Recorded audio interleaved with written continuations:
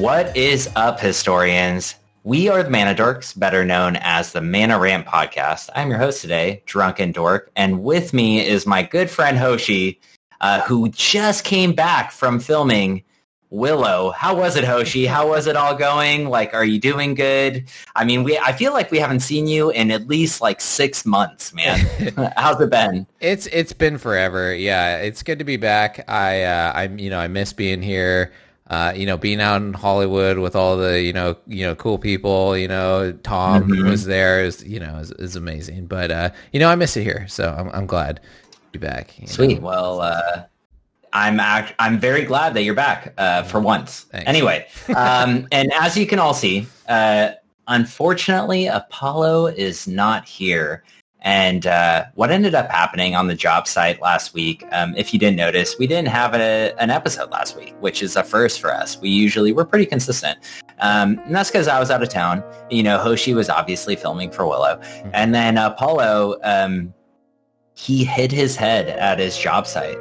And not to me and Hoshi's surprise, he had very little brain cells to begin with. Yeah. And so when that happened, the amount of magic he has been playing kind of became his reality. Like, he had this like schizophrenic like thing happen to him where he became Chandra. So he is just wandering the streets of Arizona, like 120 Fahrenheit. Wow. Just thinking he's Chandra, probably trying to blast people with fire and just looking like a complete psychopath and probably smelling like a complete psychopath. What do you think of that? I did see a news report about that. Yeah, it was a man where he had like a metal bikini that he made out of like trash can lids and stuff, and that he was like trying to throw fireballs at like cars that were going by, calling them nickel bolas and stuff. So yeah, that tracks. I think we found him. Yeah. All right. Well, if any of you guys see him, he is mentally unstable, and avoid at all possible costs. Terrifying. Yeah, very scary. Anyway, we are the Mana Dorks, and this is a Mana Rant podcast, like I said. This is episode 36, I believe, and this week, like every week, we go through the phases of Magic. We have our Untap, Upkeep, Draw, Main Phase, Combat, Main Phase 2, End Step, Cleanup, and Discard, and the main ones here are the Main Phase and the Main Phase 2, and that is where we do our main subjects. And our main phase 1 this week is going to be Mystical Archive, which we are a little late to the game, but that's fine because we have our own input on this. And then finally, the main phase 2, which is going to be our Strixhaven top 5 picks each. And anyway, with that, we're going to go into our Untap phase, and that is where we crack a drink of our choice. Hoshi, what do you got, buddy? Oh, man. Something disgusting. My God. Look how crazy looking this is, right? Dude, it is crazy looking. So this is a 14-year age single malt Scotch whiskey. It's Glenmorangie, and it is in a ridiculous looking case. My girlfriend's father, who is a very generous, cool guy, saw this at a liquor store and thought like it just looked crazy and that he had to get it for me. So thank you. That's sick. To him for doing that. Yeah, it's pretty sweet. So I've never had Glenmorangie to my knowledge, and pretty cool case. So I'm gonna crack this open tonight. And have you tried playing Magic with him or like showing him at all? Her dad Magic? Yeah. No. I mean, we did play that card game that I think we played before. It's the deck builder. Star Realms? Yeah, Star Realms. Yeah, we all played that. Yeah. And he actually enjoyed that. Him and her brother, we all played that. And it's a really fun deck building game. It's pretty simple. It's really easy to teach people. I think if you're getting somebody into like card games, that is a great way to like start getting somebody into playing like, a nerdy type card game. But yeah, what we actually have someone in our chat who's Lord Uber Shuffle is talking about. He said he likes Star Realms. He or she, they like Star Realms as well. Yeah. Super sweet game. Yeah, agreed. What are you anyway? Doing? Oh, I'm just drinking a beer. Dominga Mimosa Sour. It's a sour. I don't even fucking know. It's a sour mimosa beer. I don't know. Fuck. A sour mimosa beer? What? Yeah, it's basically like a shandy.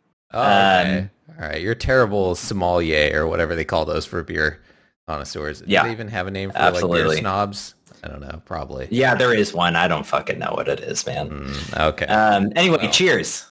Cheers to everybody out there and to you, DrunkenDork. And with that, we go into our upkeep, which is the Reddit rant. And we finally have Hoshi back to do his favorite segment. Yeah. Hoshi, take it away. What do you got? All right. So this is Reddit Rant, and this is where we scour the internet to find lunatics ranting about Magic the Gathering, which is not hard to do because Magic the Gathering is a frustrating game sometimes, especially on MTG Arena. And this one was actually found by Apollo before he hit his head and I think he was Chandra. So thanks to him for finding this one. I found some really good ones this week too, but this one I think takes the cake. So without further ado, this was on Facebook on the Magic Arena MTG.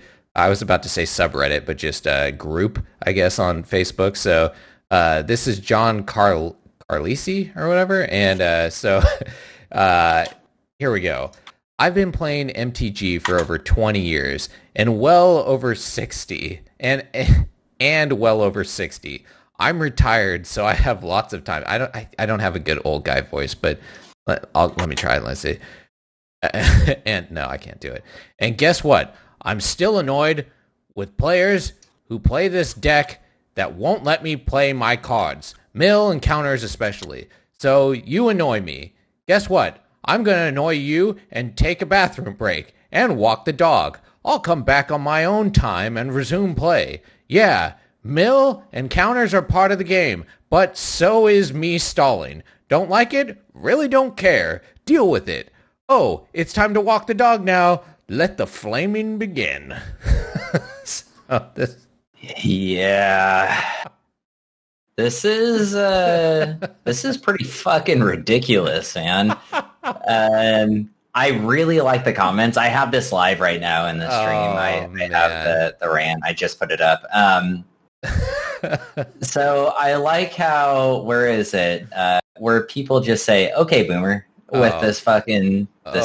This is great. I know you hate it, but I think it's so funny, dude. It is funny. It is funny. I don't like that people are just dismissive of old people and are like, oh, okay, boomer or whatever. It's like pretty disrespectful to old people. But he's not ridiculous because he's old. He's just, he's just a cranky old man. So I don't know. The comments are great though. Like this one by Kyle Mitchell where he's like, so you're just going to be a toxic asshole over valid strategies? Awesome. Do you realize you could just concede at any time, right? If you don't like it. Deck selections are not a personal attack on you, you fucking baby. These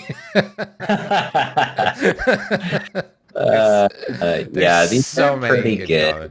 The admin turned off the comments on this stream probably because it was just like ripping on people, just being like, oh, here we go. Yeah, dude. What I like about it is everyone is just like fucking talking shit so hard, and everyone is like thumbs upping, hearting, and like reacting like smile emojis and shit. Yeah, it's super great. good. It's great. I love it. Hey, this is one of our better Reddit rants, I think, for sure. I love it. I love when people just get so pissed at some type of valid strategy like this. I get it. I mean, I get frustrated too, but I love that he just was like, I have to scream this into the internet. Hey, he's a 60-year-old guy who's playing Magic and he's on Facebook, so I guess that's something, Yeah. Good for him. For sure. Good for him. Good for him. He hates strategies that, most people hate. So it's just nice to hear this coming from our greater generation, for a change instead of, the Zoomers that, Absolutely. Mill. I just like that he took a different approach. Most of the younger people just scream and bitch and whine, but he was like, no, I'm going to take my time with my being an asshole. I'm going to walk the dog. I'm going to go take a bathroom break. He's really like enjoying like, taking his time. Yeah. He's like sitting out on the porch, like sipping some coffee, like, in his rocking chair. And he's like looking back. Oh, is that rope going yet? Okay, I'll head back in a few minutes. Fuck you. Well, it's funny, because like we've been playing forever and... Yeah. Oh yeah, Mill is not new, right? I know you didn't like Mill when I used to play it, but I fucking loved it, and I think it's great that it's like back again, and it's pretty goddamn strong. Yeah. I mean, we've talked about this plenty of times. There are just some strategies that are inherently less fun to play against in this game, but part of the game, dude. Like, if you want to be one of those people that, like, we had one Reddit rant where one guy, if anyone played any blue card, he was like, nope, and then he just that was really good. He just walked away in paper form too. That's what was so good about it. He said if he saw an island drop in his local Magic store, that he would just leave. Yeah, he'd just scoop and leave. Fucking love it, dude. That's good stuff.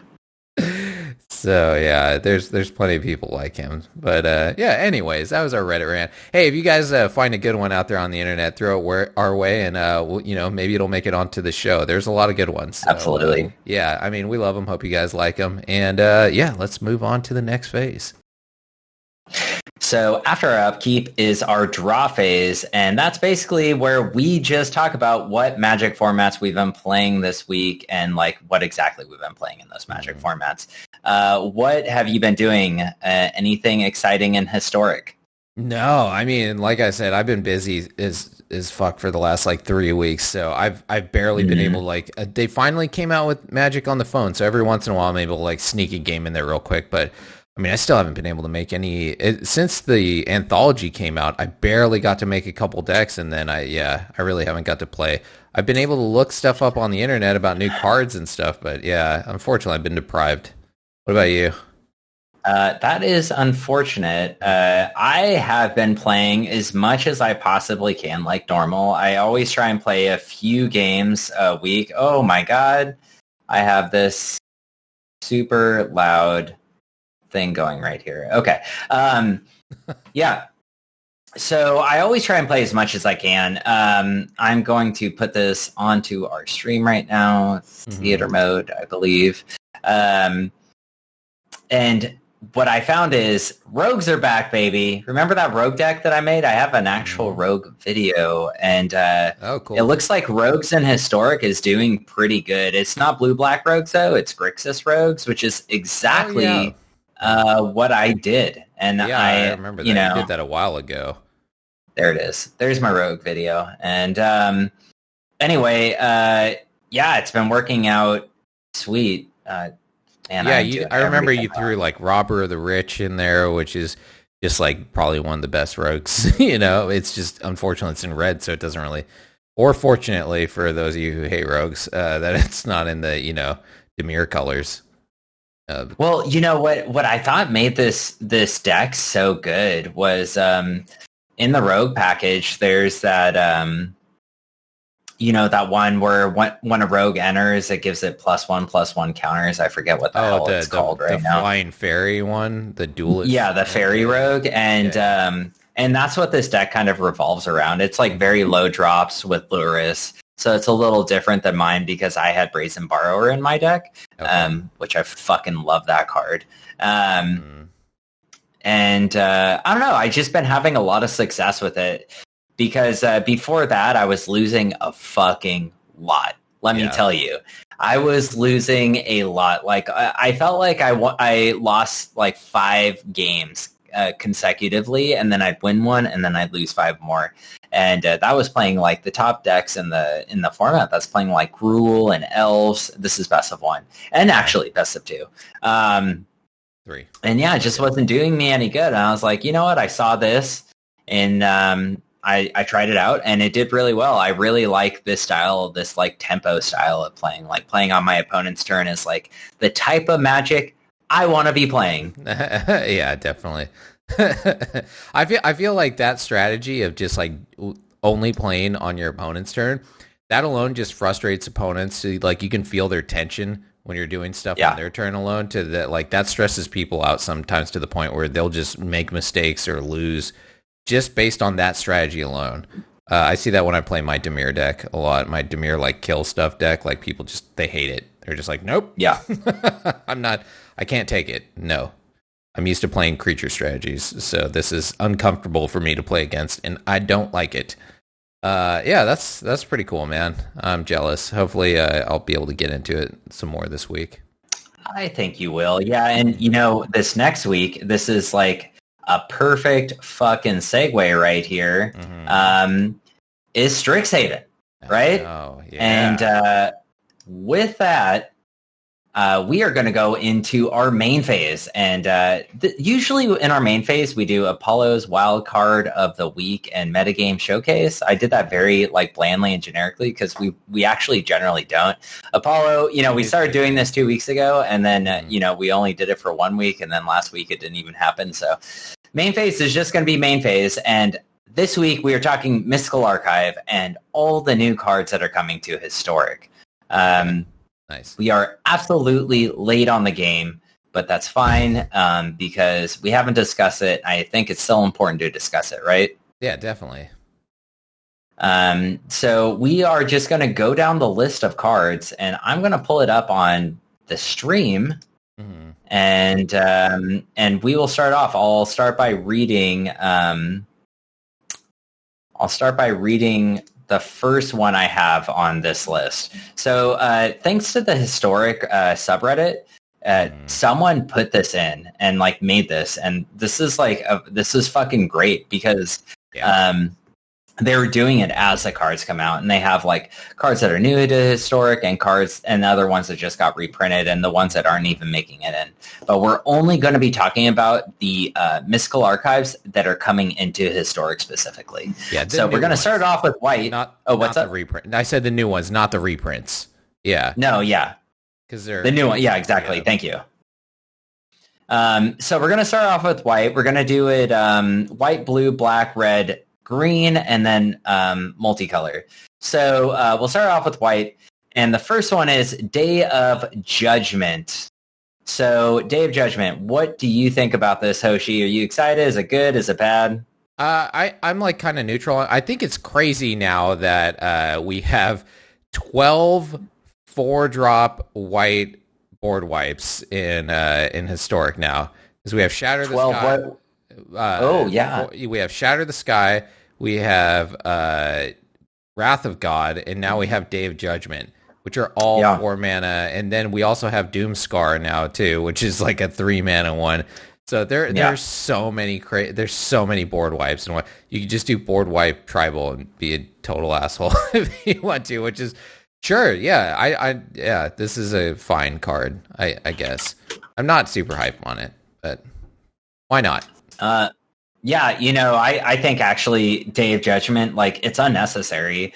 I think out of all the cards, I don't think it's a bad card by any means, but I think because we already have Wrath of God, I don't think you need that many more board wipes in the format. What was the 3-drop one? What's that newer one called? Doomscar. It's called it Doomscar. Yeah. I think 4 Wrath of Gods and maybe 2 Doomscars is enough for a control deck, but maybe I'm wrong. I mean, maybe this will make an impact. I don't know. Yorion. Anyway, we'll use it, I guess. It's good for Yorion, I guess. Yeah, I guess the 70 card deck. Yeah, absolutely. That's a good point. So anyway, our second card is Ephemerate. So Ephemerate reads, exile target creature you control, then return it to the battlefield under its owner's control, and it has Rebound. And if y'all aren't familiar, Rebound is if you cast a spell from your hand, exile it as it resolves. At the beginning of your next upkeep, you may cast this card from exile without paying its mana cost. So you can fucking cast this every turn. Rebound is amazing. What do you think of Ephemerate? I think this card is crazy because if you think about Thassa, Deep Dwelling, right? This is basically the same thing as Thassa, except it's a 1 mana version of it where you get to bounce something every turn to get an ETB effect out of it, but this is in white instead of blue. which white usually has these bounce effects. So I think this is really good. I'm trying to, there's a ton of ETB stuff out there, so I'm sure this will find plenty of use cases. And it's common, at least I think it is. Wait, or is it not? It's not. Nothing is in these mystical archives. Yeah. And I actually didn't go over that. I'm glad you brought that up. Yeah. So if you don't know, and I'm sure everyone does, mystical archives, the way they're introduced is they take up, I believe, a common or uncommon slot in each pack of cards you get on MTG Arena. And even though they take up that slot, they're still in like a rare or mythic rare rarity. So unfortunately, unless you're opening a shit ton of packs or playing a lot of limited, these are not going to be easy to get. The only advantage of these over most rares or mythics is what Wizards is doing with this is if you open more than 4 of one, they actually give you a random other one. Okay. That's great, actually, I think. I guess. I mean, but Ephemerate is a common normally, and then in Arena, it's a fucking rare. That's a huge jump. It didn't even go to like uncommon. It went straight to rare from common. I know. It's frustrating. So look, I mean, little sus. WotC is all over the fucking place with this shit, man. It's really frustrating. Everyone who watches this obviously likes Historic. Yeah. And if you're a Historic fan, like, it's frustrating to watch because, like, originally when they talked about Historic, they said every card that is not in Standard is going to be 2 rare or 2 mythic wild cards to make, but there was so much backlash behind that they decided not to do it. And now they're going and they're doing stupid shit like this. Yeah, it is easier for sure now, because instead of getting the stupid 20 gems that you would get before and like a little advantage to your vault, you're actually getting a different card, which is really good. But if you want to make a deck, it just makes it so much more complicated if you don't have them and you don't have, if you don't have the wild cards and you don't have the gems or the packs, it is a little frustrating. But anyway, so I'm going to talk on this card real quick. And all I have to say is, this card almost already exists in Historic. We have this card called Cloud Shift, which text is exactly the same, except it doesn't have Rebound. Yeah. So I don't think this card's going to make a big impact, and I don't really care about it too much. But I am glad, as long as you're excited and other people are excited, it's a good thing. So our next card is going to be Gift of Estates. And Gift of Estates reads, if an opponent controls more lands than you, search your library for up to 3 Plains cards. Reveal them and put them into your hand. Then shuffle your library. This card's fucking awful. What do you think?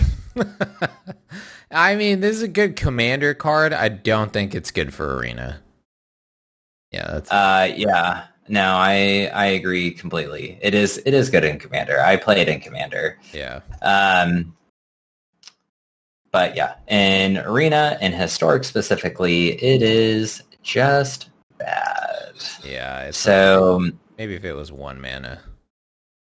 I'm going to close this. And then our next one. This one I am super fucking excited for. Mana Tithe. Mana Tithe reads, counter target spell unless its controller pays 1 colorless. And this costs 1 white mana. This card is so fucking dope, dude. I love it. I love it. What do you think? I think it's crazy. I think it's so crazy that Mana Tithe is in here now because, I mean, white is trying to kill you early on, right? So, especially if you're playing Hate Bears, something that makes, control cost more, and it's just counter target spell, so it's not non-creature or anything like that. I think Mana Tithe is good. I think it's really good. It's pretty exciting for white weenie decks and stuff like that. They're trying to kill you pretty quick. I think this will definitely see play. Funny you say that, because the notes I have right here is white weenies and death and taxes. And you said hate bears, but that's pretty much death and taxes. So exactly. I think this card is amazing. Oh, wow. But Lord Uber Shuffler, or Shuffle, it's not going to happen often, but it's going to be fun when it gets someone. You know, I actually disagree. I do think it's going to happen more often than I want it to. I think in those white weenie and hate bear decks, I think it's going to work really, really well. And it's going to be a get 'em, especially against control, like you said. Yeah, that's going to play out. Just killing their board wipe is really it's going to be the end of it. Exactly.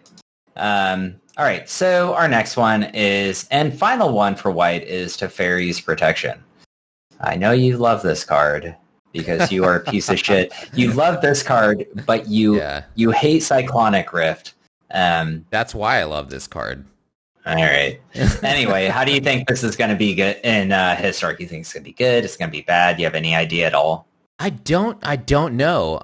This is one of those ones where I absolutely love this card. I'm really glad they're reprinting it because it needs to be reprinted. I just love everything about this card. I think it's really good. And it exiles itself afterwards, which stops from shenanigans, because this card would be busted as hell if it did not exile upon use. But, I mean, it phases everything out. So this gives you an extra turn to live and do something and protect all your stuff from board wipes or whatever.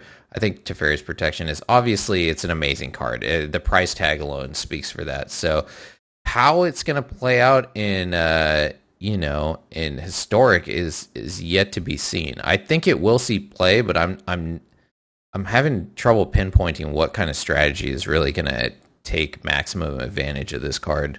What do you think?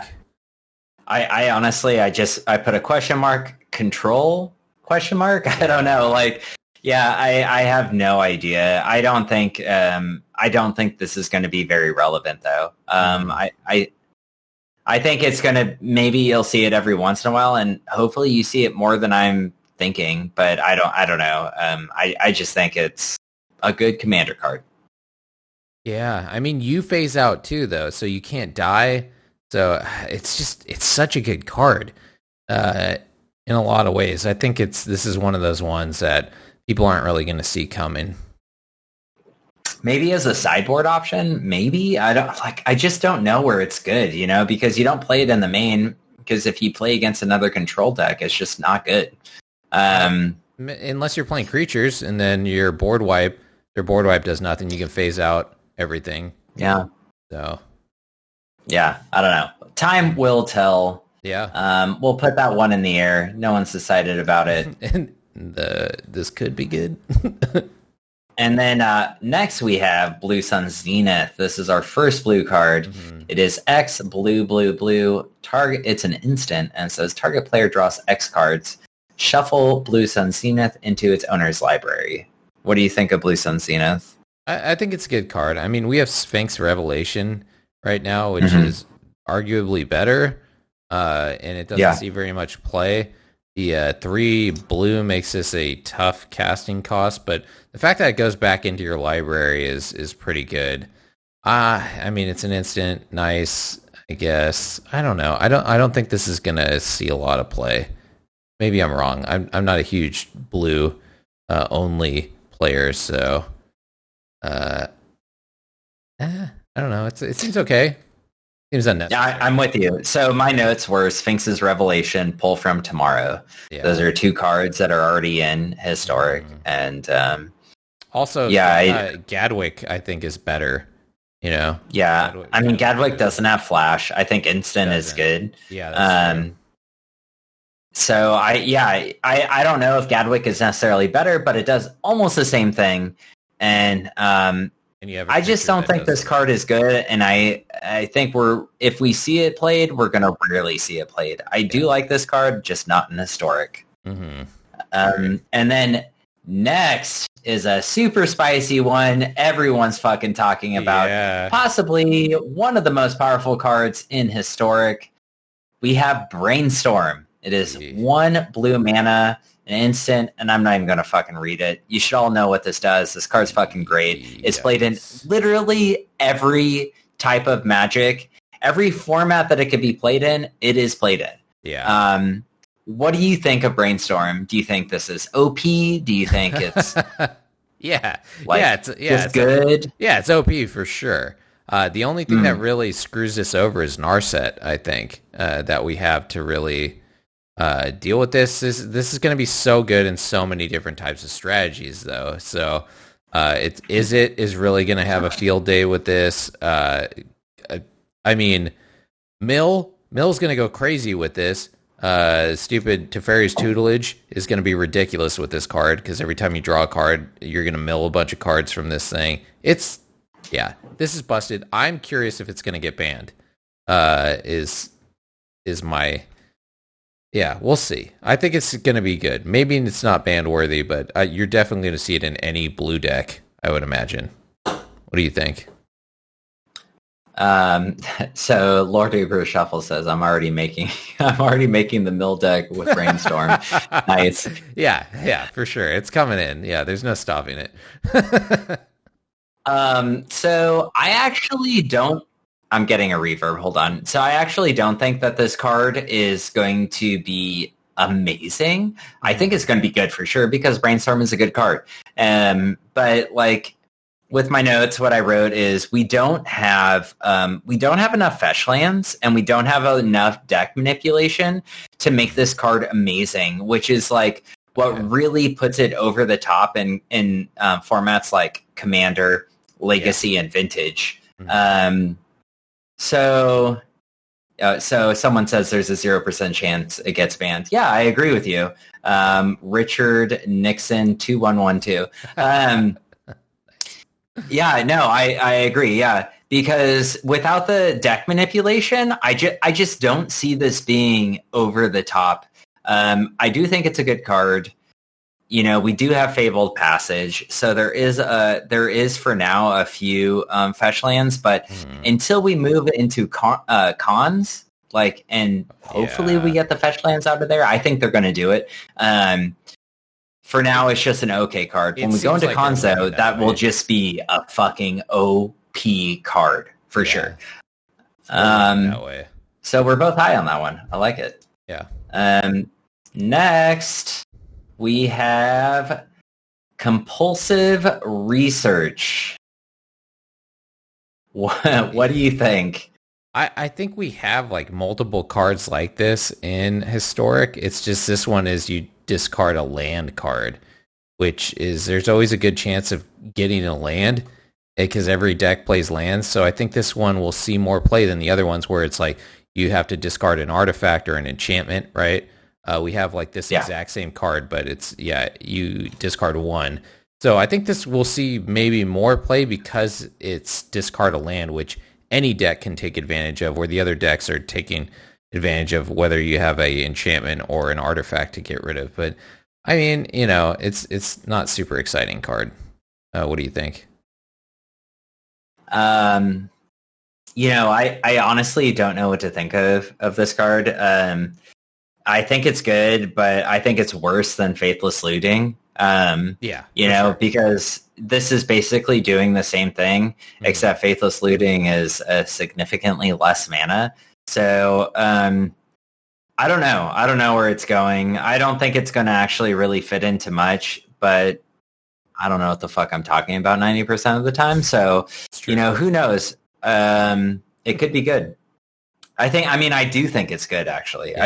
I just don't know where it belongs. All right. Next card. We have Memory Lapse. Yeah. Okay. What do you think of Memory Lapse? All right. So counter target spell. If that spell is countered this way, put it on top of its owner's library instead of into the player's graveyard. I don't think it's great. I mean, I don't know. I guess it's all right.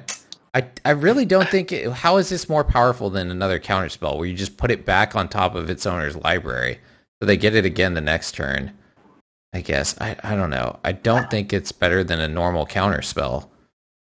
I don't know. I mean, Dude, I think this card, so Lord Ubershuffle said it's even better in mill. And so in a mill tempo deck, this fits perfectly. I think, so what I wrote here was for Memory Lapse, great. Might be one of the best cards in this set, I think. I think it's going to be one of the most powerful cards and impactful cards to come out of Mystical Archive. It's great for tempo, it's great for control, and it's really great for tempo control. Okay. Tempo mill. So I think there's a world where like where this fits in is like, you know, someone plays something, you counter it, and then you take your turn. And you already like you put not only do you put a card back, it's like kind of bouncing a card to their hand, but you know what they're going to draw next at that point. Yeah, it's like that spell. I can't think of what it's called right now, but it's dependent on if the permanent is green or red. You know, return target permanent. That one is better though because it's not a counter, so it can't like spells that can't be countered. That one gets around that because it's not a counter. It's just take the spell, where this actually is a counter spell. So stuff like Allosaurus Shepherd, this does not work against. You're right. It doesn't work against Allosaurus Shepherd, but it is better than the other one because it's not specific. That's right? True. Like where this the other where this can hit black, specific. White, blue. The other one can only hit green and red. And I think that's where this shines. Mm-hmm. I think this card is going to be really, really impactful. I think you're going to see it often. Okay. Okay. I believe you. You're more of a counter player than I am. So, yeah. All right. Sweet. All right. Cool. Next one is Mind's Desire. I fucking love this card. So Mind's Desire, 4 blue, sorcery. Sorry, I'm like reading half of them, not reading the other half. Shuffle your library, then exile the top card of your library until end of turn. You may play that card without paying its mana cost, and then it has Storm. I fucking love it. What do you think? Yeah, this is great. I mean, come on now. This is some jank. This is some jank goodness right here. So if somebody plays this against you and they're able to play this, let them do it, right? That person earned it, right? If they got to this point where they're able to storm off with this thing, sit back and enjoy the show because it's going to be fun, I think. So I this is right up my alley. I love jank stuff like this where it's just over the top crazy. What makes Magic a great game, I think. Yeah, what about you? No, I love it. Yeah, it sucks. It's a sorcery, but necessarily so. I think. Even though it's 6 mana, there are ways to cheat instants and sorceries out. For sure. In many formats. Maybe not so much in Historic. I am looking forward to getting wrecked by this card. I'm not big brain enough to figure out how to like do some cool ass shit with this, but I know someone's gonna fucking wreck me with it. And I'm gonna love it, and I hope I catch it on stream or recording or something because it's gonna be a blast. Yeah, that is gonna be fun. Okay, next card, and that is Tezzeret's Gambit. Another card draw. It is Tezzeret's Gambit, 3 and a Phyrexian mana blue. It's a sorcery, and it says, draw 2 cards, then proliferate. What do you think? If I'm not wrong, this is the first time Phyrexian mana has been introduced to the format. You are not wrong. So that's exciting. And then draw 2 cards and proliferate is pretty sweet. So for 3 colorless, I think this card's pretty good. You can play this basically in any deck if you feel like, killing the 2 life off to pay 3 to draw 2 cards and proliferate is pretty good. I think this is pretty sweet. Planeswalker decks are going to love this card. Yeah, I think this card's amazing. The proliferate doesn't get me as much as just the Phyrexian mana. 3 colorless for draw 2, I think is really good. My notes here say it fits in well with it's good in artifact ramp shells or mono blue combo artifact. I think it fits in really well there with the mono blue combo artifact with, the colorless planeswalkers, like you said. Yeah. You're constantly just returning and trying to draw and tapping things for mana. That's I true. think this card's going to make an impact for sure. I think it's going to be really good. That's a good point. Yeah, the colorless artifact decks are going to love this card. Yeah. Yeah. Good call. All right, cool. Next one and final one. Ugh. Possibly Hoshi's favorite is Time Warp. So this is the last one for blue. It is 3 blue for a sorcery. Target player takes an extra turn after this one. What do you think, Hoshi? I hate it. I mean, it's so good. It's 5 mana to take an extra turn. And the worst fucking part is that it doesn't get exiled. It just goes in your graveyard. So you can, with all the crazy spell stuff going on right now, there are definitely ways to recast it from your graveyard and take an extra turn for 5, which is, yeah. This is one of the cards that makes people hate blue, is just sitting there watching somebody jerk themselves off for like 20 minutes while you just sit there. Or Dexter bait, as we endearingly call it, where you're like, okay, can I play now? And they're like, nope, not yet. Oh, I'm not done touching myself. You're like, come on, let me play the game. So great. Now they have a 5 mana way of doing that. Hooray. So, I mean, it's a good card. This is definitely pushing the power level of Historic. So, I mean, that's kind of exciting, but I definitely hate the card. It's good. It is good, for sure. What do you think? It looks like, so the art, oh no, I'm looking at old art. Anyway, Time Warp, it looks amazing. I don't know, like, what shell this goes in. I wrote down that it may be like a blue-green, like, extra turn shell. I have no idea. Maybe the Twitch viewers know something better, but, like, I'm sure that... Double cast. The what? So copying a spell, it's going to be insane in that. Yeah. Like double vision, all that kind of stuff is going to just take advantage of that like crazy. So Lord Uber Shuffle says fogs and wraths. Yeah. Yeah. I can see that.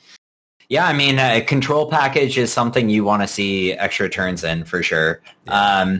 I do think it's going to be good. I do think you're going to see it. I just don't know what... exactly it's going to end up in. Love the art for it. But the art's sick for sure. Sick.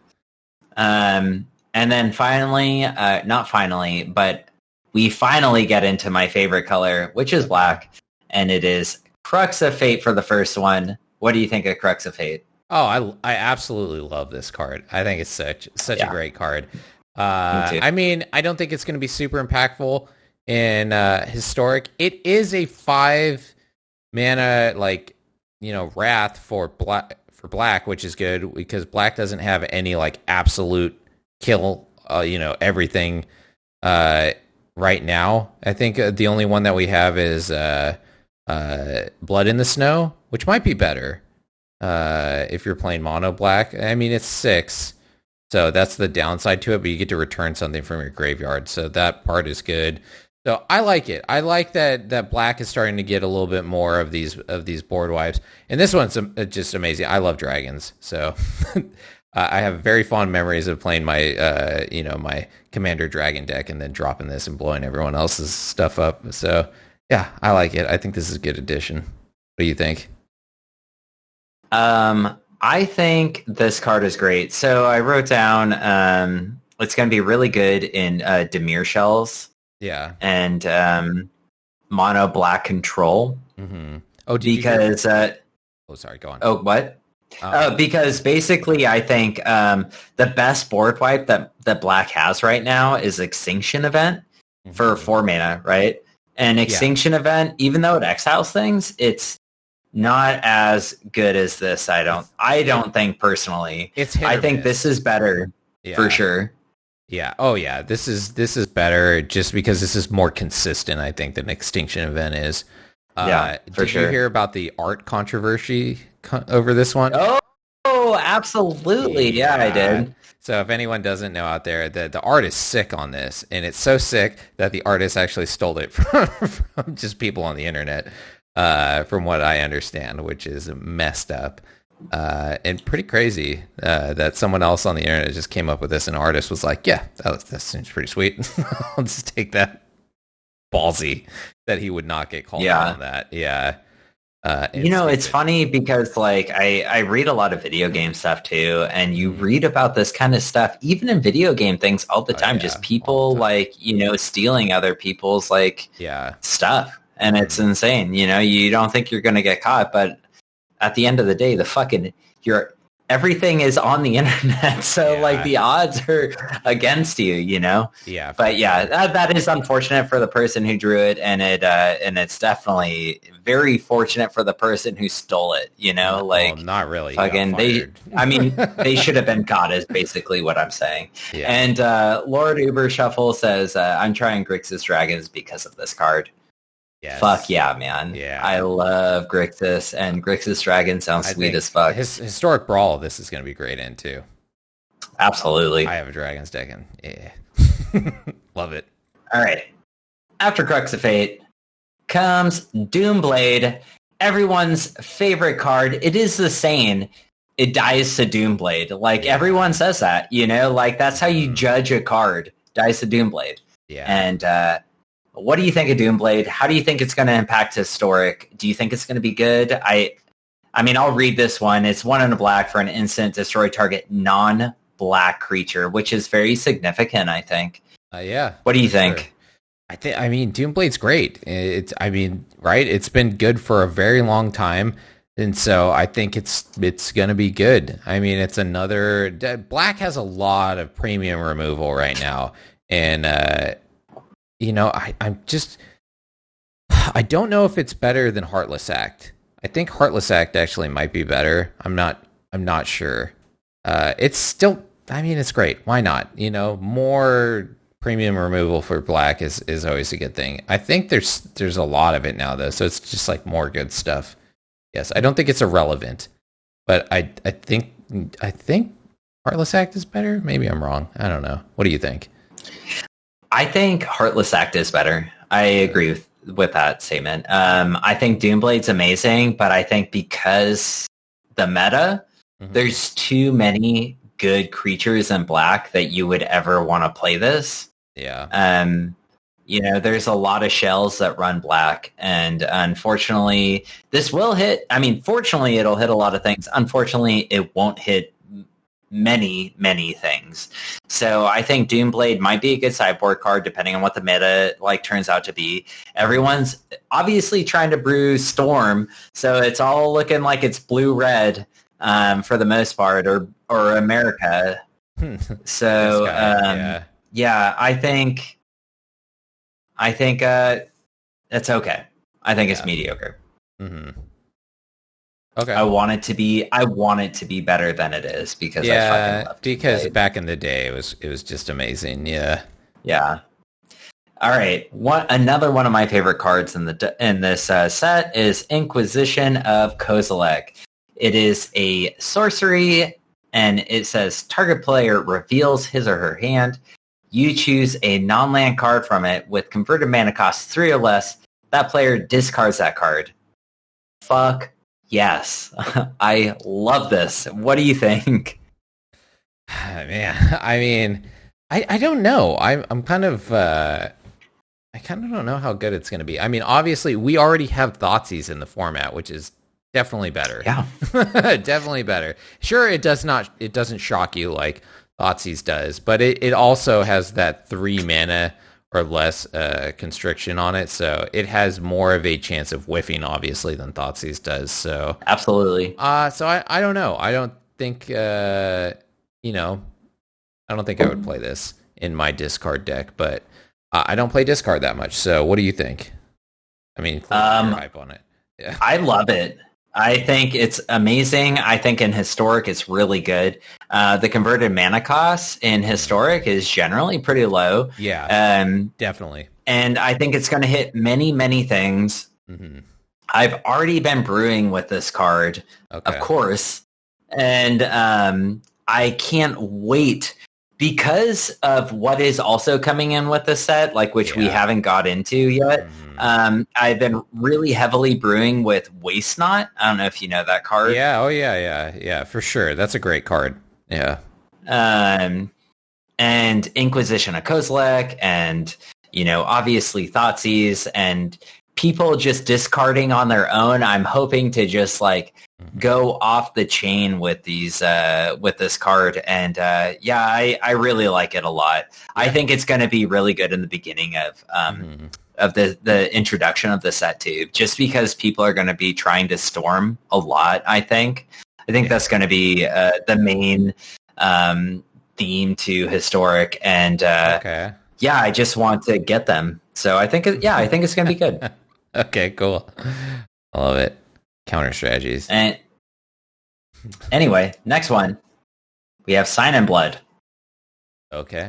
What do you think about this? It's target player draws 2 cards and then loses 2 life for 2 black mana.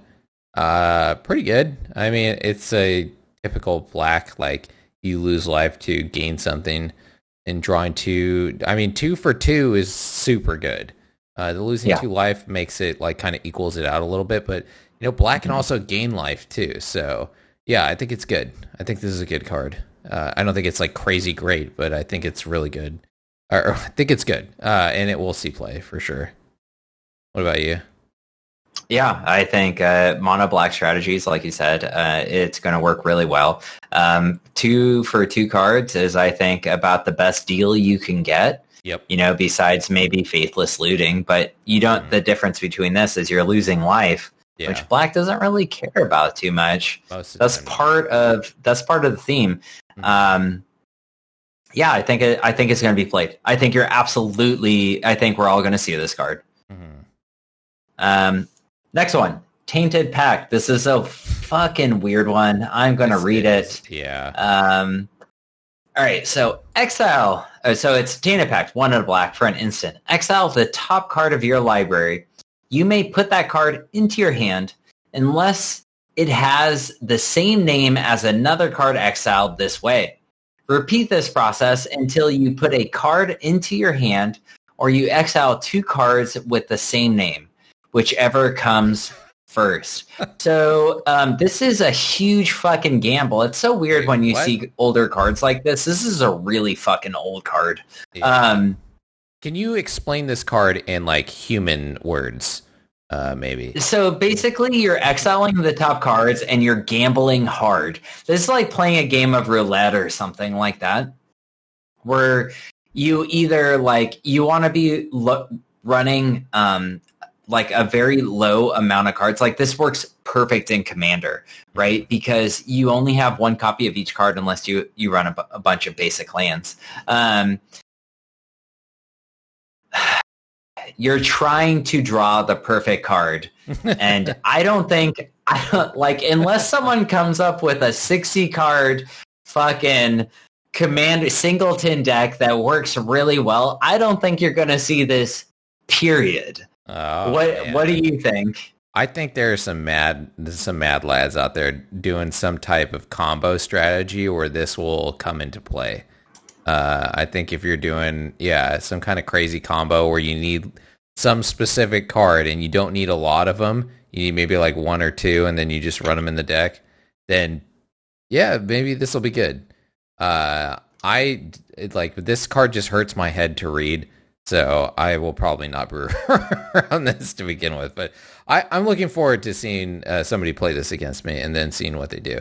So there'll probably be some combo deck, I think, that takes advantage of this.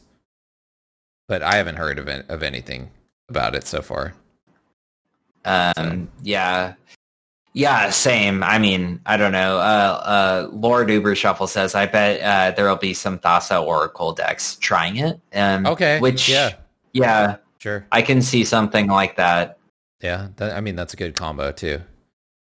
But you know what? I just don't think it's going to be that good, honestly. Yeah. But I always like to be proven wrong. I do. And then next, another card I fucking can't wait to see, Tendrils of Agony. It is Tendrils of Agony, 2 black for sorcery. Target player loses 2 life. You gain 2 life. But that's not it. We have Storm on this card. Fuck yeah. I have so much to say about this. What do you have to say, Hoshi? I mean, it's a Storm card, so it's as good as all the shenanigans you did before it, right? So you go ahead. You're more of a Storm player than I have ever been, so you take it away. Okay, yeah, I was going to reach into my Storm background, when we got into Grapeshot, but I'll just do it now. So obviously before Arena, I used to play a crap ton of Modern, and Storm was my pet deck. And I fucking played the shit out of it. Blue-red Storm, though, not Tendrils of Agony, because I don't believe that's in Modern. Anyway, with this coming in, and we have an amazing card called Bolus's Citadel. So imagine a world where you're just... Right? Yeah.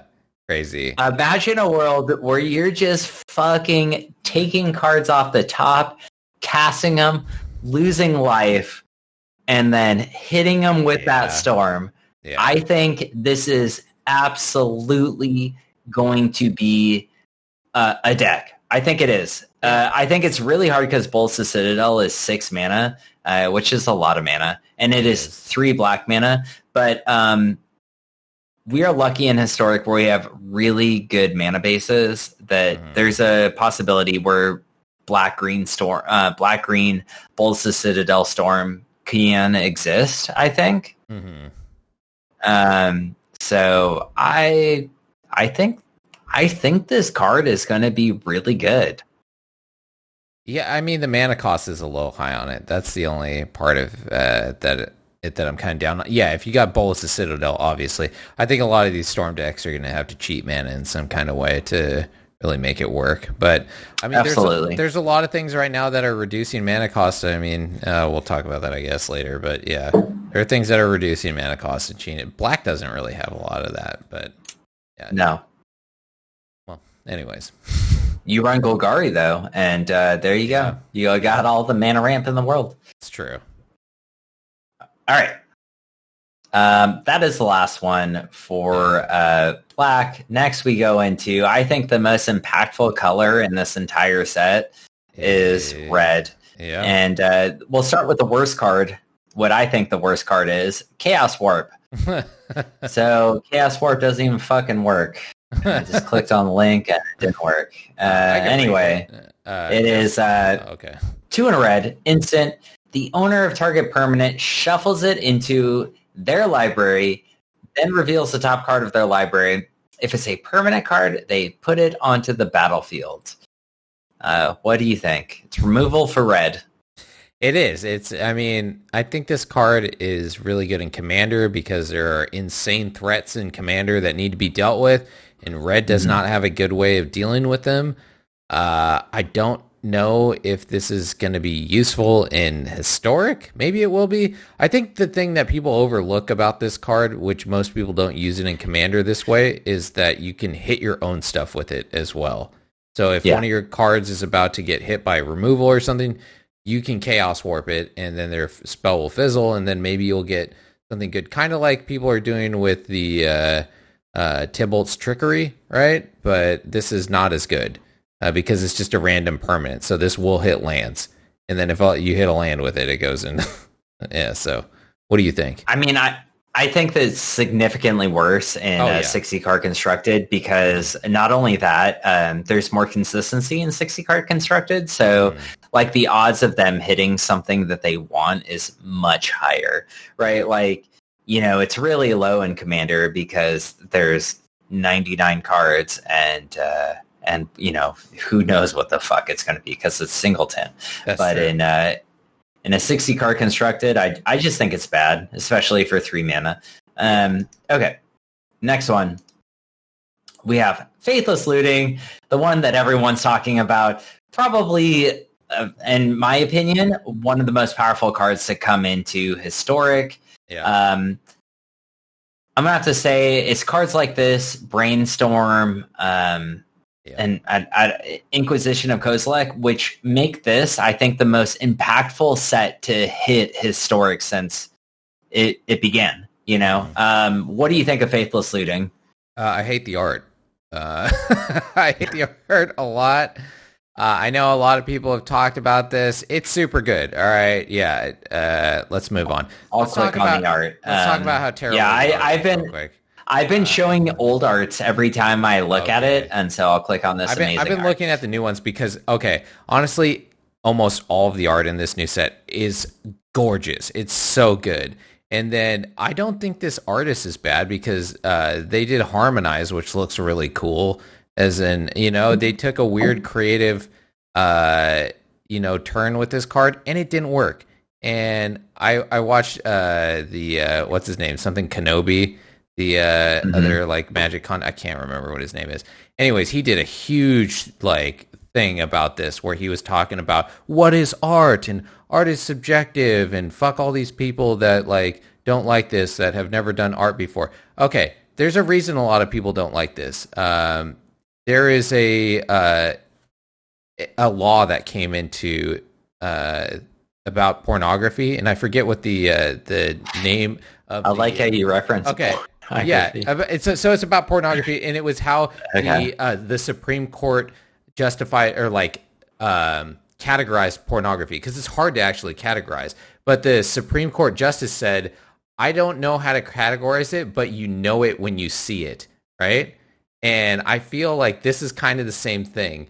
I don't know what bad art is or how to define it, but I know it when I see it, and I think this is bad art, right? And I think most people feel kind of the same way, that the art is kind of cool, but it just, I don't know, I hate it.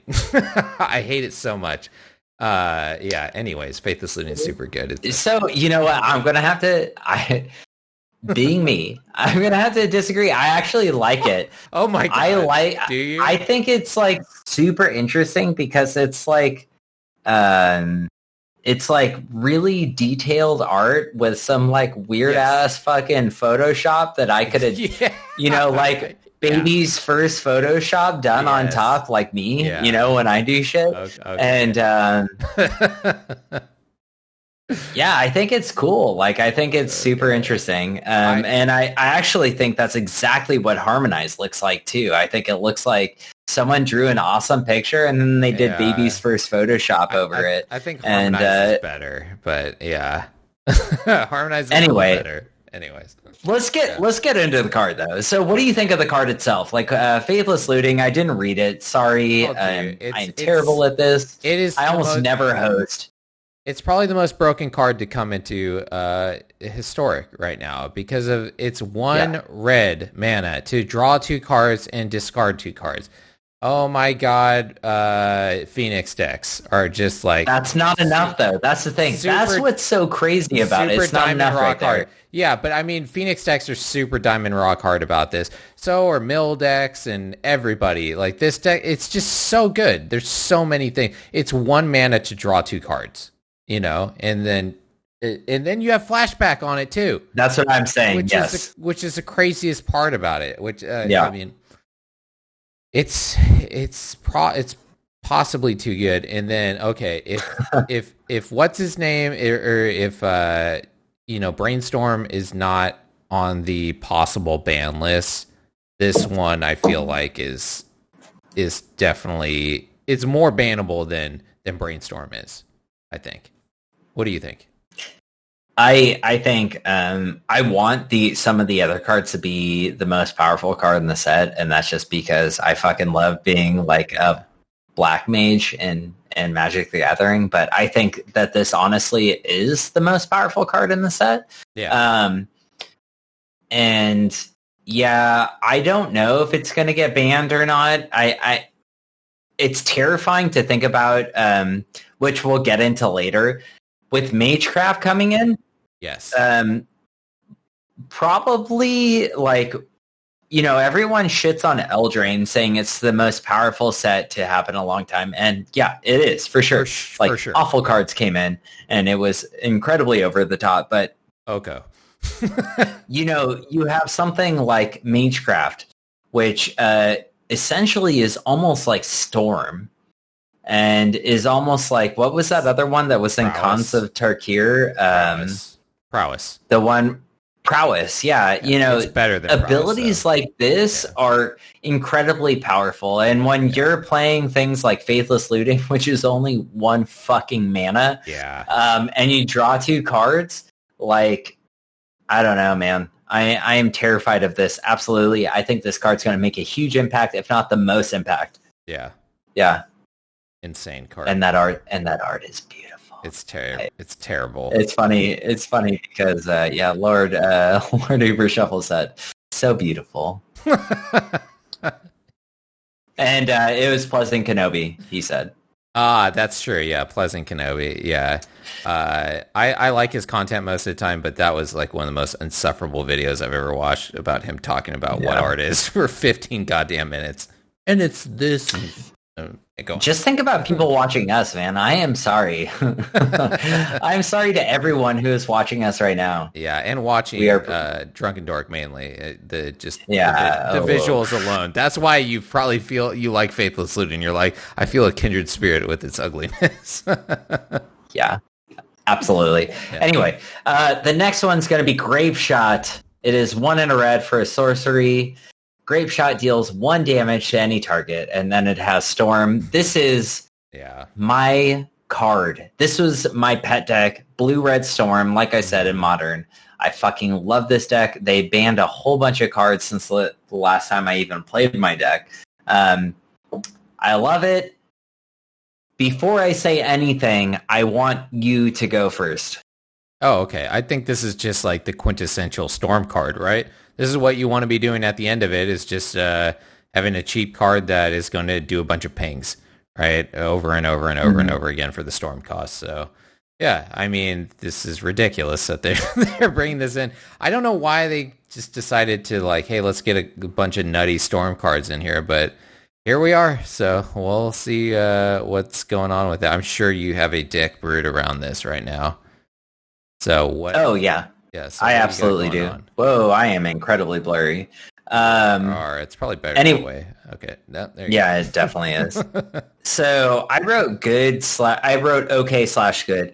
I love this card and played a crap ton of Modern Storm back in the day. Mm-hmm. It was my pet deck, but no. So this is the main thing I got out of it. There's no Manamorphose, which is huge in the Storm deck. Yeah. Basically, it's a 2-mana spell where you generate 2 mana and draw a card. So it's basically a free draw card, but you're generating mana. There's no rituals. Yeah. There's no Past in Flames. Mm-hmm. So the ability to storm off with this card is like, it's much harder. I actually like Tendrils of Agony a lot more than I like Grape Shot. Okay. But we do have cards like Birgi, and we do have Underworld Breach, which are essentially like kind of...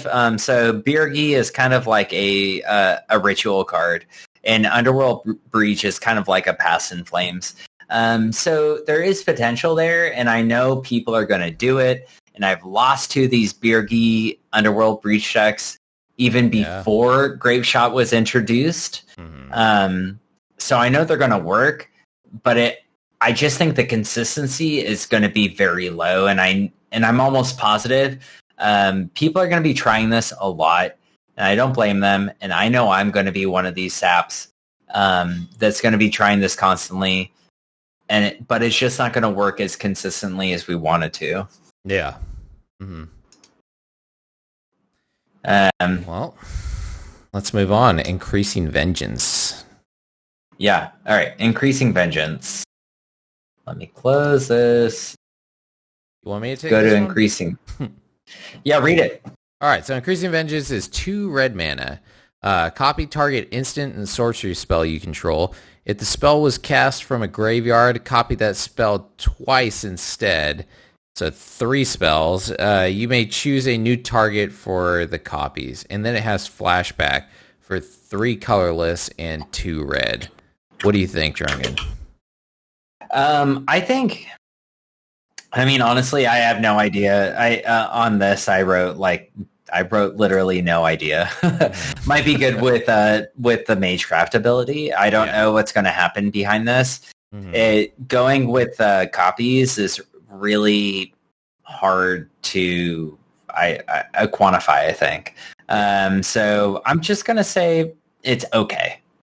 Yeah, I think that if it's going with this whole Storm and Magecraft thing that's going on right now, right? Where like if you copy stuff, it makes Magecraft better, right? And you're seeing that a lot in these Mystical Archive cards that they're coming out with, where they're doing a lot of these copy like things that are playing into Magecraft, I feel like, with this set. And so I think we have other stuff like this in Historic already, and better ones, like the that dual modal. Is it dual modal? Is it card with Rawl on it? I can't think of the name of it right now, but it's one that copies, and then you can have it deal damage and draw cards on the other side of it. I can't remember the name of it. They used to play. I have no idea.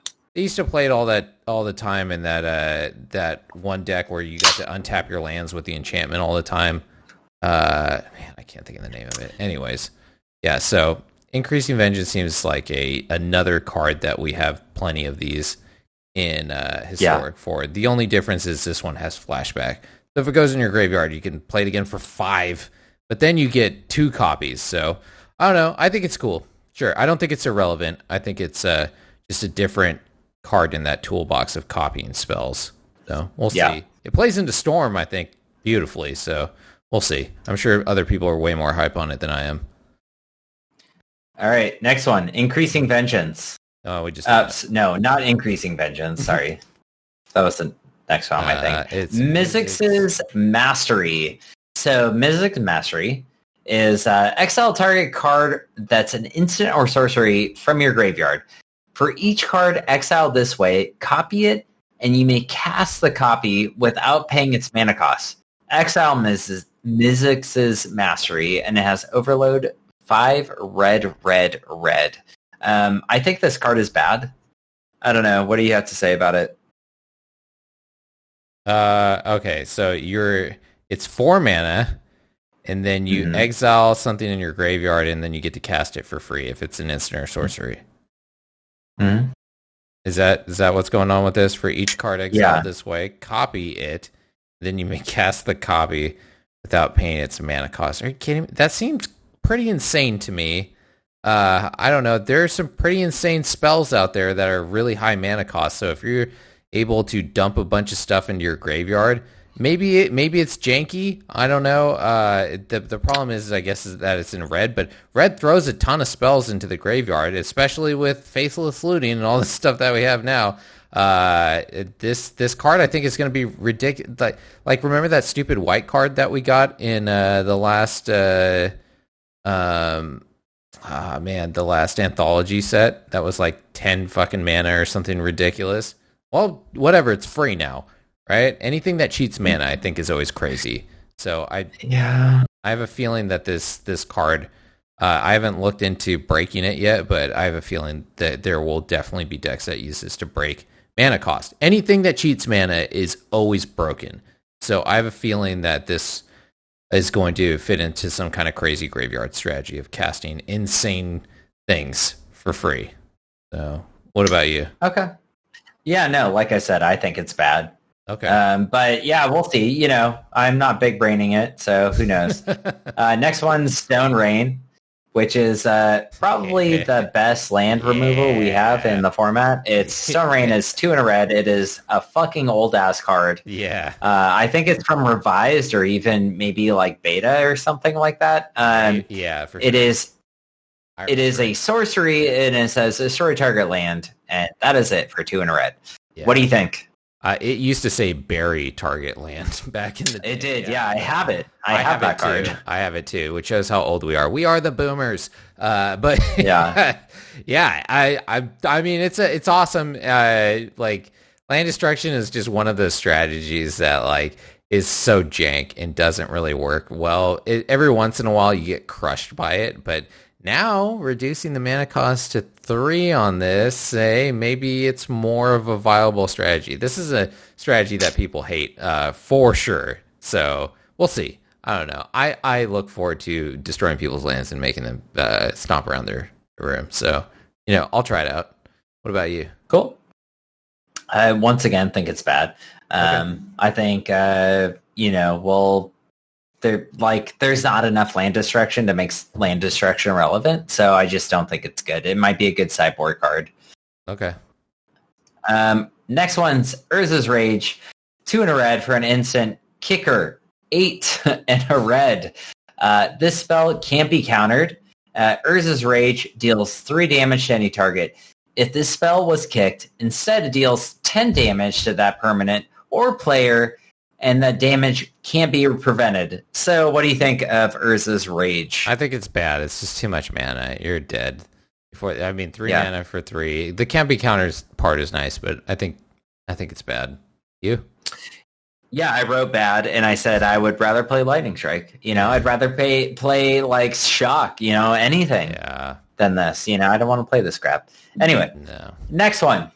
Don't we worry. Are done with red. It's rare though, so yay.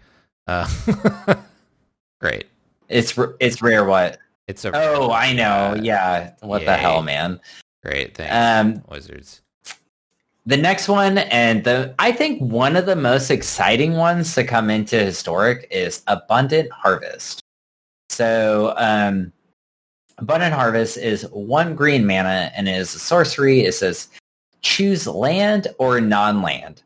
Reveal cards from the top of your library until you reveal a card of the chosen kind. Put that card into your hand and the rest on the bottom of your library in a random order. So what's so interesting about this card, like everyone already knows, is this card actually does not exist. This card does not exist outside of Historic. Mm-hmm. This is going to be printed in Modern Horizons 2, I believe is what they said. Okay. I didn't know that.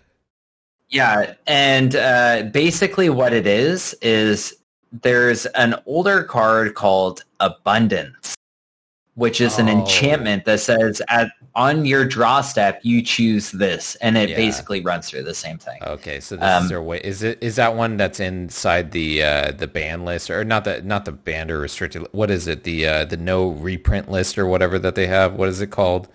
No, it's not. Oh, okay, it's not on the. Can't think of the name of that. No, it's not on that though. Okay. But I think this card as a sorcery is incredibly good. What do you think? I think it's great. It fixes one of the things that's the most frustrating about Magic, which is, getting mana screwed or getting mana flooded, right? So if you're getting either of those, this fixes that. So yay, it makes the game less agonizing to play. So I like it. I think it's a great card. I think that, Magic is just beyond fixing for its flaws, which are getting screwed or flooded. And so this is a card that helps fix that. So it sounds enjoyable to play. So I agree 100%. Basically what I see when I see this card, and especially in Arena, because Arena is a son of a bitch that likes to give you lands or no lands. I feel like that's how the game plays. It's like 5 lands, or no, it's like 15 lands or 1 land. Like that is how the game plays sometimes. I feel like this card is going to be great in this format of Arena, where it's like, sure, I drew 1 land, but then I drew an abundant, right? Mm-hmm. So this is a keep, depending on what my deck is. Like if I drew green land and an abundant and I'm playing elves or something like this, I would play this over Llanowar elves and I would just like search. I think this is going to make a pretty big impact, honestly, into Historic. And I've heard like a lot of controversy around this card, but I really, really like it. Yeah, I think it's good. I think it's really good. Yeah, and I think it fixes it. I mean, I literally passed up like 3 mana rants today that were about people bitching about that, about like getting just mana fucked like 100 times in a row or something by Arena. Yeah. And I mean, I went with the old man because it was funnier. But there's so many of them. It's not just us, dude. It's so many people out there just getting hosed. So I don't know what's going on with Arena, but hopefully this helps fix it a little bit. All right, next one. Harmonize. So Harmonize. This is the older card. 2 green, sorcery, draw 3 cards. What do you think? 3 cards equals good. So yeah, that's pretty much it for this one. Sorcery. So for me, I wrote it's actually, I think it's good, but I think it might be bad in Historic because for 4 mana in green, I would much rather be doing Collected Company. Yeah, for sure. Because the deck this slots into, I think it generally you're going to be doing Cocos, right? Mm-hmm. Maybe. I don't think this plays into Collected Company. I think this plays into like a Simic deck. Sultai? Sultai or Simic or something like that, I think is where this belongs. Okay. Cool. Yeah, good. I hope it works out. Mm-hmm. All right. Then we got Krosan Grip. This is a great card for Commander. I don't know what it's going to do for Historic, but Krosan Grip, 2 and a green. Instant. And it has split second. As long as this spell is on the stack, players can't cast spells or activate abilities that aren't mana abilities. And then it says destroy target artifact or enchantment. So basically, this is uncounterable. What do you think of this card? I love Krosan Grip. I don't like you said. I don't know about our format that we're playing it in, but I love that split second is now in the format as well as like the Phyrexian mana, and now we have split second. It's just cool to see all of these weird other things in Magic coming into Historic right now. But as far as Krosan Grip goes, I don't think it's really playable in our format right now. Maybe I'm wrong. Maybe a sideboard card. Good sideboard, I think. Yeah, I mean, that's what I wrote is sideboard, like, if anything. Yeah. Okay. After Krosan Grip, we have Primal Command. I'm going to just start with my 2 cents on this. I think it's bad. What do you think? I agree. Yeah. All right. Primal Command, bad. Next, Regrowth. 1 and a green. I'm going to read this one. 1 and a green for a sorcery. Return target card from your graveyard to your hand. What do you think? I think it's bad. I think we already have a land that does this from Zendikar Rising. So I don't know why we have this when we have a... Or is it 3? What land? What land is that? I don't know. I forget what the name of it is. Maybe it's 3 to do it. So this might be 1 mana cheaper. But we have a tap land. It's one of the dual modal lands that has a spell on the other side, and it's return a card from your graveyard to your hand. And so, and so I think this is not... Oh, Gaia's Blessing or Gaia's something. Something like that, yeah. Maybe that one's 3. But it's 3. Okay, so that one maybe is a little worse, but it's also a land, so I think it's better. So I'm not hot on this. The versatility. I agree with that. I wrote on this one is Regrowth. No idea. I love this card though. Maybe in a blue-green extra turns deck. Like I think there's potential here. Oh yeah. Now that stupid time warp is in now, maybe. Yeah. Makes sense, right? Mm-hmm. All right. Next one is going to be the last green one. Weather the Storm. This is also from Horizon or Modern Horizons, and it says 1 and a green. Instant. You gain 3 life, and it has Storm. I have no fucking idea how to judge this. I said it's just bad, but what do you think? I think bad. Yeah. Okay. Cool. I'm glad we're on consensus with this one. Yeah, for sure. And then we move into our multicolored cards. And our first one is 1 blue and a red for Electrolyze. It is an instant. Electrolyze deals 2 damage divided as you choose among 1 or 2 targets. Draw a card. So this card is huge. It's like massive, or was in Modern. I don't know. Like I haven't been keeping up with Modern the past couple of years, but was really big.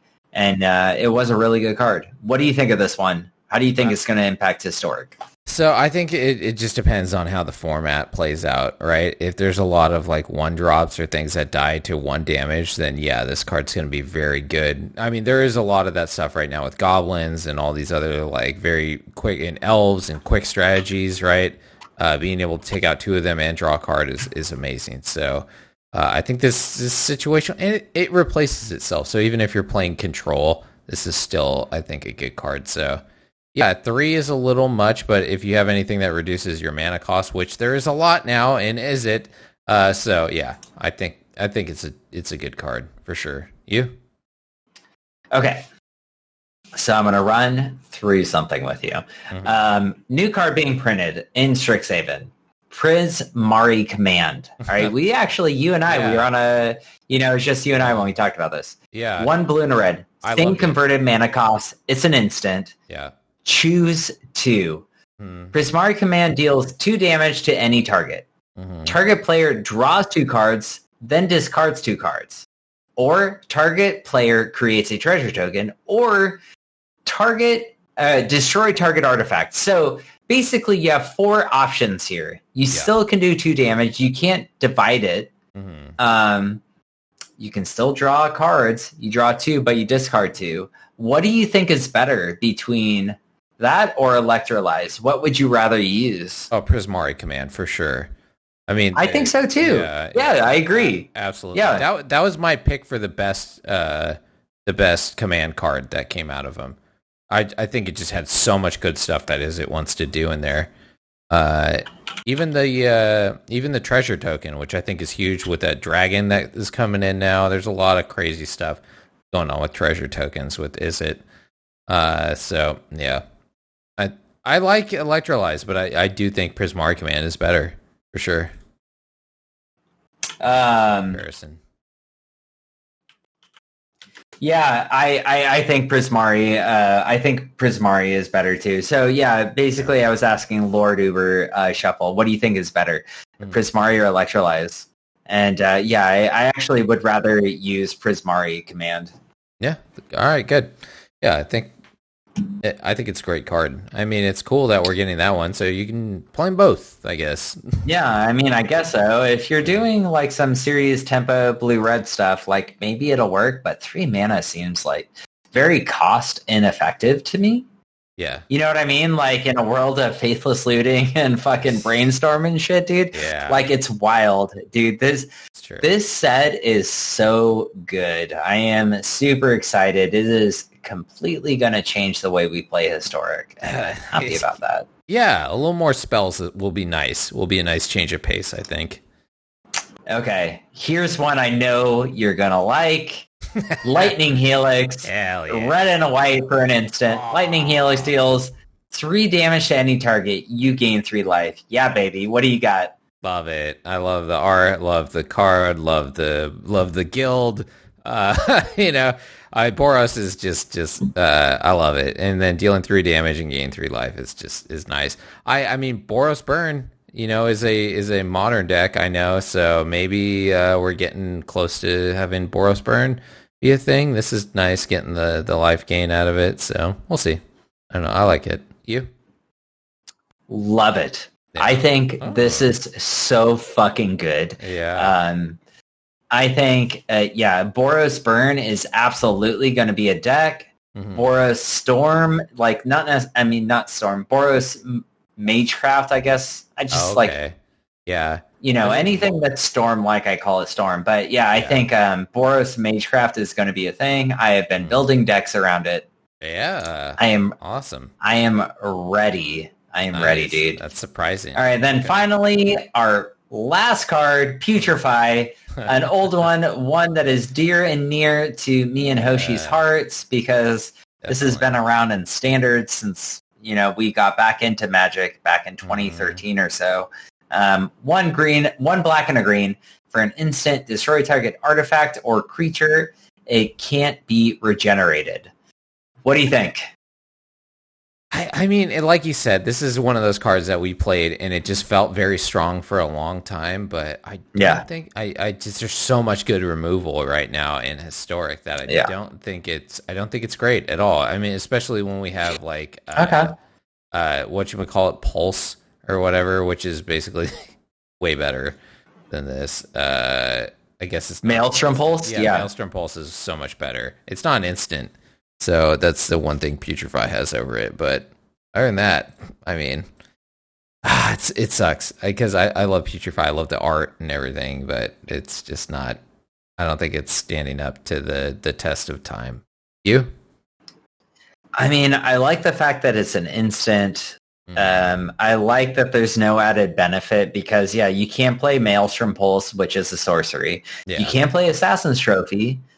But that gives your opponent a basic land. It's true. The advantage of this is it doesn't do... It's neither of those, and so I think the only disadvantage here is it's not a permanent, so it just can't get rid of anything. Yeah. So, you're probably right. It's probably just bad. I just want it to be good because nostalgia. It's just like Lord Uber Shuffle said. Putrefy is nice nostalgia value. Yeah, I agree. It does. It is. It's nice to have it. I mean, and it would be nice if it was its actual rarity, but it's not. So no, I mean, I'll fucking probably never make them, from wildcards. Yeah, why would you? Anyway, what do you think of this? Like, what do you think of Mystical Archive as a whole? How do you think it's going to impact Historic? What is your opinion before we move on? I think we're going to just see a massive shift in Historic with the addition of these cards and then the Strixhaven set, which is like very spell focused, that we are going to see a crazy amount of testing new decks coming out in this next couple weeks, which is going to be super exciting to see. And then I agree. We'll see how that actually thins out, as the meta like solidifies over the next couple of weeks. But I'm super excited to see what's going on. I like it. I think there's some crazy power level cards in here coming in. Agreed. On the level that I don't think we've ever seen before in Historic, right? I agree completely. This is much stronger than any of the anthologies that we've seen come out. With Brainstorm and Faithless Looting coming in, those are a massive shift in a different direction because I feel like most of the strongest cards we've got throughout the anthologies have been creature-based. So this is going to be very different. And I'm glad they kind of, didn't give us everything, like Swords to Plowshare and Lightning Bolt and all that kind of stuff. They kept Encounter Spell. They kept those out. Dark Ritual. There's some insane... God, I wish. Oh, there's some insane ones in there. So at least they didn't go like, just totally buck nutty with the power level. They still pushed it for sure, but not to like, just insane proportions. So I'm excited. I'm not pessimistic about this, which is rare for me. So what about you? What do you think? I don't want to repeat anything you just said. I agree 100% with everything you said. I'm just super excited, and I think it's going to change the meta completely. And so keep going. Oh, I was going to say, and one of the things that I love the most about this is just this is some of the most fantastic art I've ever seen, despite Faithless Looting. It's so good that not only just this, the whole Strixhaven set, such good art, which is just one of the things that makes Magic amazing, I think, right? And so I love it. I love that they're taking some good quality time on their art, besides the people that steal art from people on the internet and the Photoshop. All right, besides those two, I think it's amazing. All right, sorry for cutting you off. Keep going. Yeah, no worries. I agree with you completely. I mean, almost. I do like Faithless Looting, but it is what it is. Art is art, man. Yeah, it's subjective as fuck. Yeah. Anyway, With that, I'm going to go into our combat. And our combat is, I open up a pack of cards. And the thing is, I pick out 2 to 3 cards, but I name 4.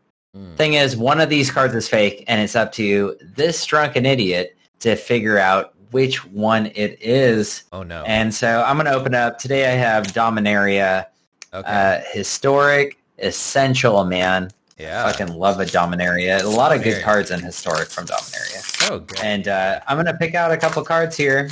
Mm-hmm. It's up to you to decide which one is real. Well, hopefully you draw Teferi, I guess. One of the most hated cards in Dominaria. I didn't even get a rare card. What? What? Oh, no, I did. No, it's just real bad. Okay. Are you ready already? Wow, that's quick. You're getting fast at this, huh? I am, yeah. All right. So are you ready? And sure. Hey, if you want to play along, Lord Uber Shuffle, you can. Yeah. All right. No cheating, though. What? All right. So the first one is Bloodstone Goblin. It is 1 in a red for a creature goblin warrior at uncommon. Okay. And it says, whenever you cast a spell, if that spell was kicked, Bloodstone Goblin gets +1/+1 and gains menace until end of turn. The next one is, and sorry, that was uncommon. I don't know if I said that. The next one is Befuddle. It is 2 and a blue for an instant at uncommon. And it says target creature gets -4/-0 until end of turn. Draw a card. Okay. The final one is Zahid's Pupil. It is 4 and a blue for a creature merfolk wizard at common. Has hexproof, and it says when Zahid's Pupil attacks, you may draw a card. If you do, discard a card. And it is a 3/2. And so what do you think it is? 3 cards. And I'm very the Murph. Lord Uber Shuffle knows it 100%. Oh yeah. Do you, Hoshi? I'm not 100%. I'm gonna go with the goblin. I'm going with the goblin. Okay, Lord Uber Shuffle, what do you got? No, he's not. Okay, you got it, Lord Uber Shuffle. Oh my God, Hoshi, you can never be so wrong, you fucking idiot. It's a stupid merfolk. It is, no, it is the merfolk. God You're damn right. it. I just flipped a coin on that one. I know Befuddle, but yeah, damn it. Yeah, good job. Good job, Lord Uber Shuffle. Dominaria is 100% got it. Dominaria is one of those ones I didn't really play. I wasn't playing for that set. I jumped in right after it. Dude, Dominaria was so much fun. I still got a lot of packs. Arena. I still got a lot of packs from it, but I never played like the limited or anything like that with it. Damn it. Yeah. It's a good one. Ixalan and Dominaria were like 2 of the best ones, I feel like. Yeah. Yeah, Ixalan was Anyway, that's the horseshit card game. Yeah. Thanks for watching. Hope you enjoyed it. And with that, we are going into our second main phase. This is an incredibly long episode. Yeah. And the second main phase is going to be where Hoshi and I pick our top favorite cards from Strixhaven because the only thing we've discussed this so far on this podcast from, back in the day is what the mechanics are. So, Hoshi, we'll start with you. What is your top 5 cards from Strixhaven? Like, how do you think they're going to impact Historic? Like, what are your favorites? What's going on? So this was incredibly difficult to do. So I tried to space them out between at least have a couple that were not rare. So my first one I'm going over is Ripped Apart. Rip Apart, which is a Boros card, which is a red and a white, and it's uncommon, and it's choose one, rip apart It's a sorcery speed, deals 3 damage to a target creature or planeswalker. Destroy a target artifact or enchantment. So the duality of this card, I think, is just awesome. It's great that it's not a rare. I feel like this could easily be a rare with the power level that it is. If it was an instant, I think it would be insane. It would definitely have to be a rare or above if it was an instant. Next, I have Killian, Ink Duelist. Now, this is one of these legendary uncommon creatures that How do you spell that? Killian? Killian. Okay. Ink Duelist. Now, he is the Silver Quill, legendary uncommon guy. And I love him because he's 2 mana. He is a white and a black. He's a legendary creature, human warlock with lifelink and menace. And spells that you cast that target a creature cost 2 less to cast. So buff spells, this counts for your stuff as well because it's just a creature. So if you're targeting your own stuff, it reduces the mana cost by 2 colorless. If you're targeting your opponent's stuff with like kill spells and stuff, it's gonna reduce it by 2. So I think he's very good. I don't know. I love this card. I think it's amazing.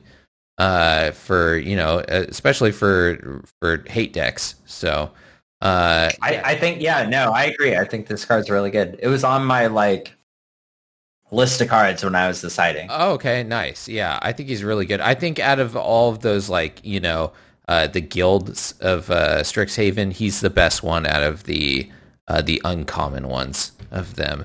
Okay.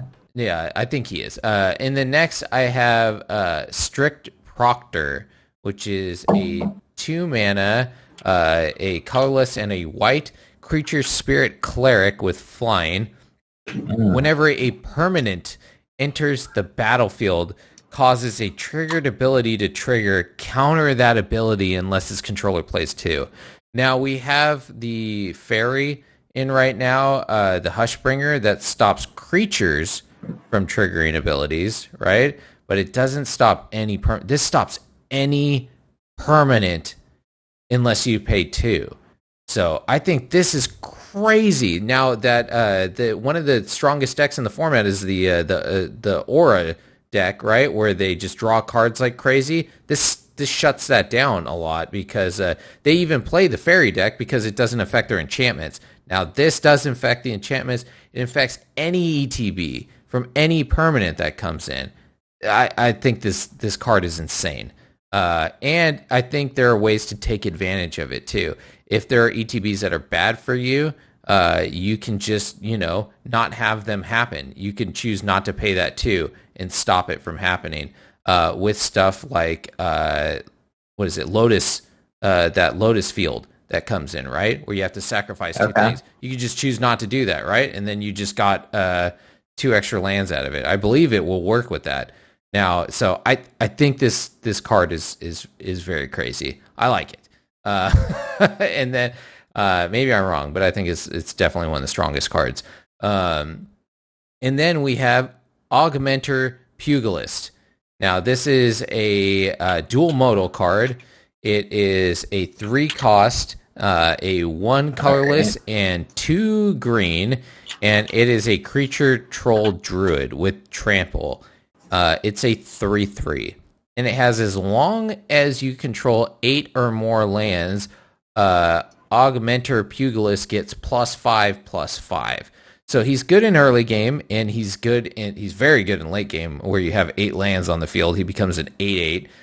And then he also has another side to him, which is Echoing Equation, which is 5 mana. It's 3 colorless and 2 blue.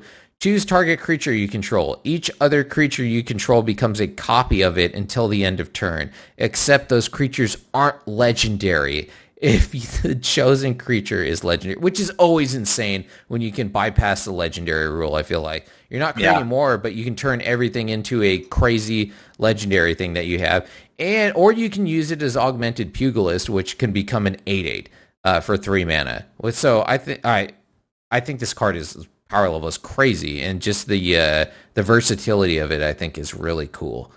So maybe I'm wrong, but I think this is a card that will slot into some decks pretty well.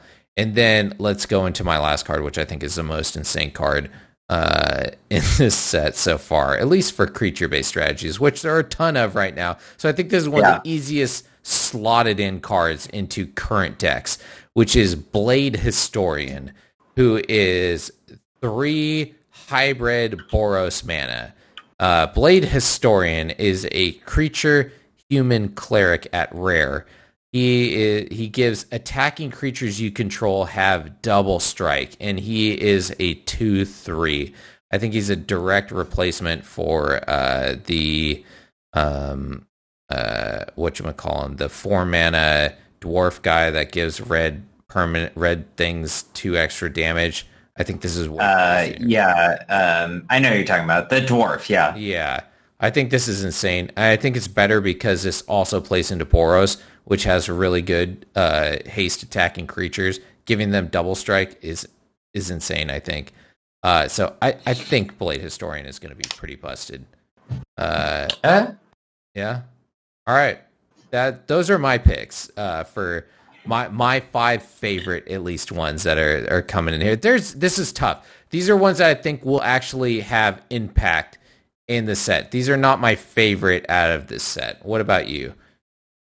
So it's funny. I thought we were going to share some of these. Oh, yeah. But apparently we didn't. So I'm going to start off with Silver Quill. Which one is this? Silver Quill Silencer. It is white and a black. A creature human cleric. A Silver Quill Silencer enters the battlefield. Choose a non-land card name. Whenever an opponent casts a spell with the chosen name, they lose 3 life, and you draw a card. I think this is so good, and I'm surprised you didn't pick this because it has white in it. It's a human. It's a cleric. Yep.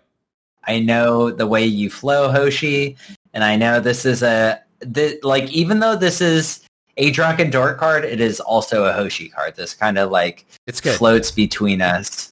I like it. This is more of a discard deck card. I feel like you have to see their hand, I think, to make this. It's a hate bear card, is what it is. Yeah. And this is like the type of deck I want to see in Historic. So that's why I put it in here, because I really like the idea here.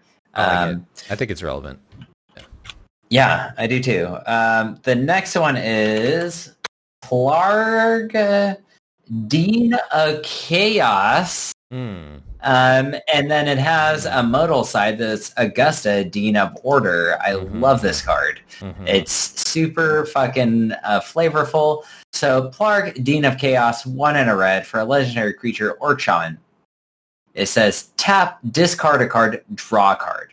And then it has 4 and a red, tap, reveal cards from the top of your library to reveal a non-legendary, non-land card with mana value 3 or less. You may cast that card without paying its mana cost. Put all reveal cards not cast this way on the bottom of your library in a random order, and it is a 2/2. So I think this is super relevant for 2 mana. This is a late game ability that isn't necessarily relevant, but the fact that you can do this on turn 5 if you're doing really mana heavy drawing, I think it's good. And it has discard a card, draw a card on it. So anytime you can, what's that called? Loot. Yeah. It's good. What do you think of that side? Yeah, it's good. Yeah, I like it. 2 mana is always good. And then Augusta, Dean of Order. So what I like about these two is they go really well with the Phoenix. So other tapped creatures you control get +1/+0. Other untapped creatures you control get +0/+1. And then whenever you attack, untap each creature you control, then tap any number of creatures you control. Yeah. So this is incredibly confusing, but at the same time, it's just you can choose. Do I want to attack? Do I want to untap? It depends what they're blocking with, you know? And I think this, along with Plarg, is going to work really good in the meta.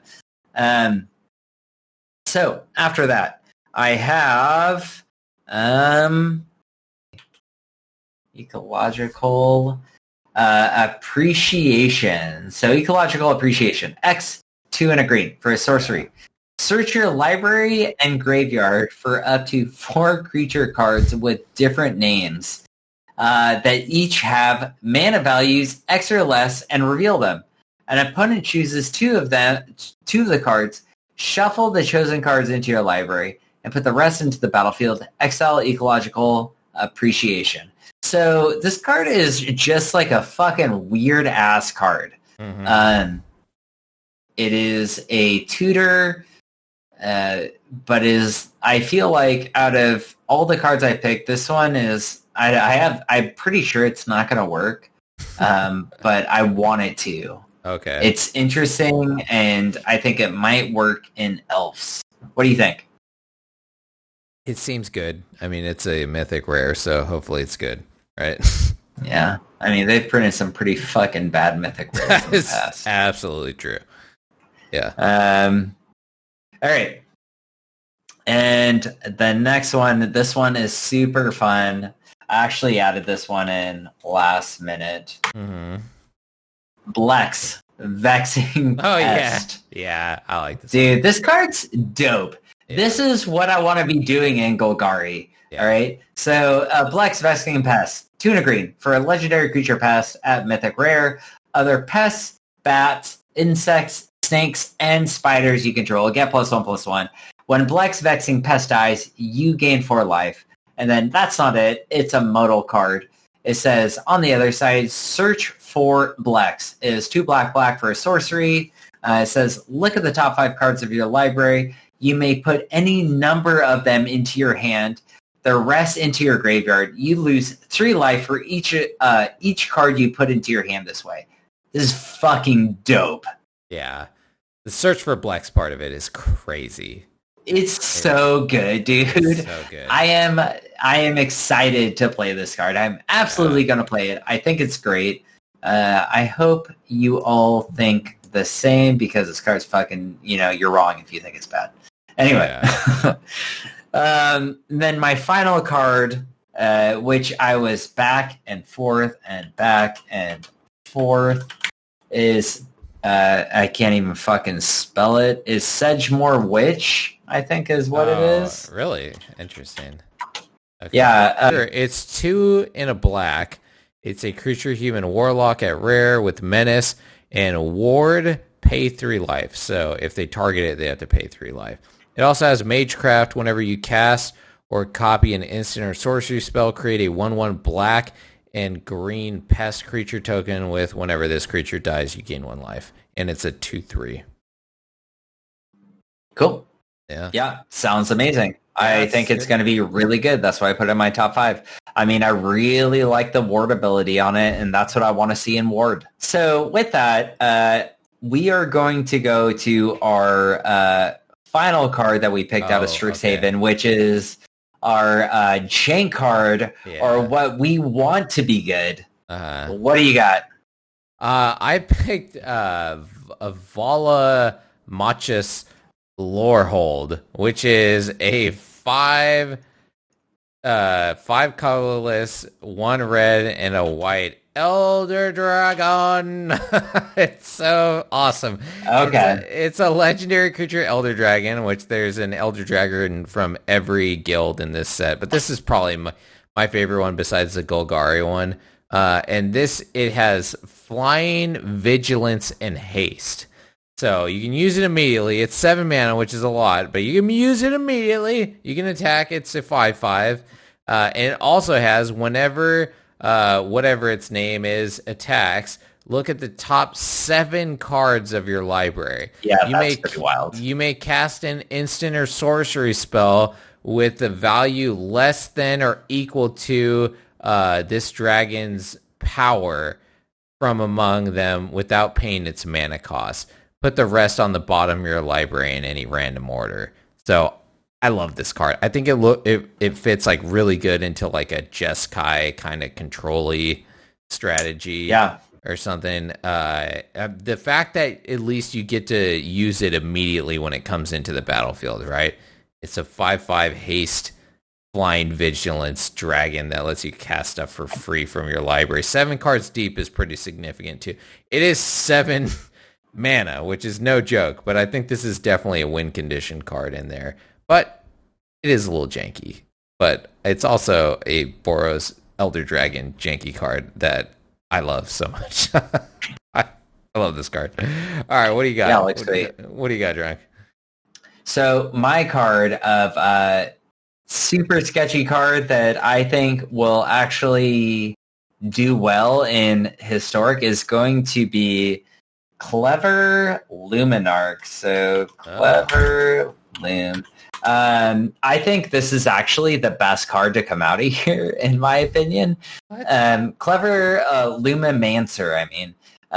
So it is a 1 white mana for a 0/1, but it has Magecraft. Yeah. Okay.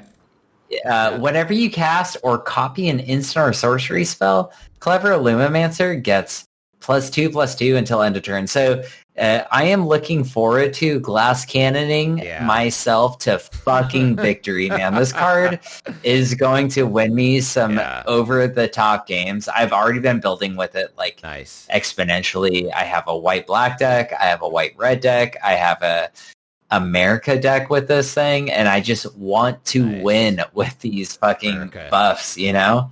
It's sick, dude. And the art on it is really cool, I think, too. Yeah, it's sick as fuck, yeah. I agree. This is definitely like a turn 3 one-shot, hopefully, kill, you know? If you can get it off right. I don't know if Historic has the cards to make it turn 3, but definitely turn 4, you can one-shot somebody, I think, with this thing. Yeah, I love it.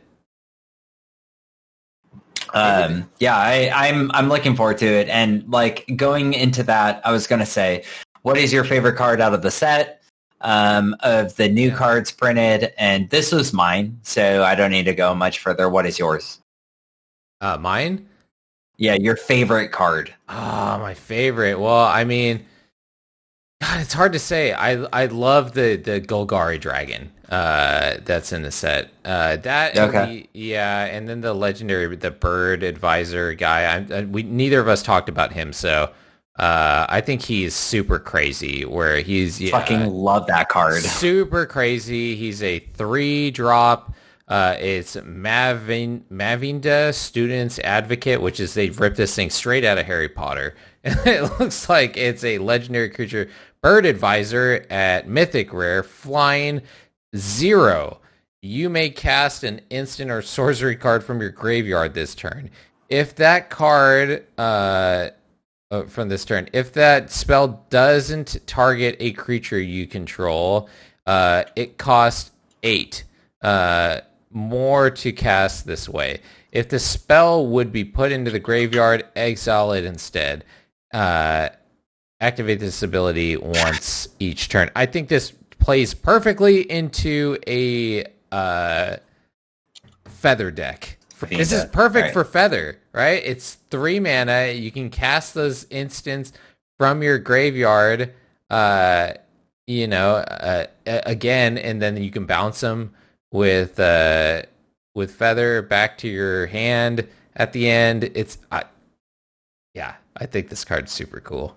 Dude, this card looks creepy as fuck, though. Super creepy. Real, though. Super creepy. Dude, it's a big-ass owl, and then he has wings and hands. Yeah. Like, when do owls have arms and hands, dude? Yeah. It's fucking weird. And he's doing our president's, Uncle Touchy thing with the student, too. Yeah, he's like, ooh, come here, little girl. Anthropomorphic fucking animals are creepy as fuck, man. They are.